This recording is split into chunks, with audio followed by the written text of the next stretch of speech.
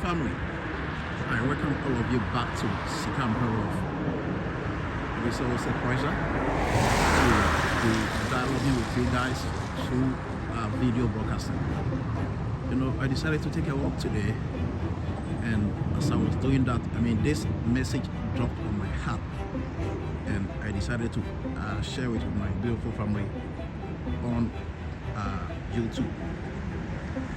You see, this topic of like doing good and being charitable, it is so important to our life and existence as humans, you know. You see, it is clear for us to say that, at a point in time in our life, someone did us good, you know, someone, helped us maybe through a certain way that has enabled us to be at where we are today. So when we are also fortunate enough to be standing in an advantageous position, we don't need to withhold, or we don't need to hold ourselves back from giving to the community, from giving to people that are in need, and from also supporting people that are helpless and vulnerable.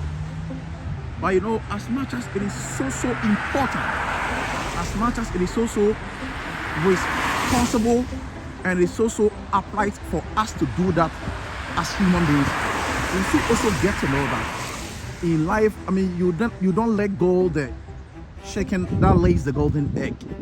And the simple, explanation to, this little quote or proverb that I gave is that, you see, assuming you've been given 3x, and you were told that, this 3x is holding the key to your prosperity, and you'll be kind of like guessing, I'm only having an X in my hands. At what point do I transform this 3x into becoming something profitable in a way that it could be a destiny changer for me? Reasonably, or in deep thinking, you could know that if you decide to preserve this egg, if you decide to keep it safe, and maybe allow a hen or a fowl to hatch over it, you know, there is a possibility of you having other chicks from the same eggs, this same 3x that was given to you. You see, there's a possibility of you having other little chicks from this eggs, when you can just lay it for a fowl or a hen to just hatch over it, you know.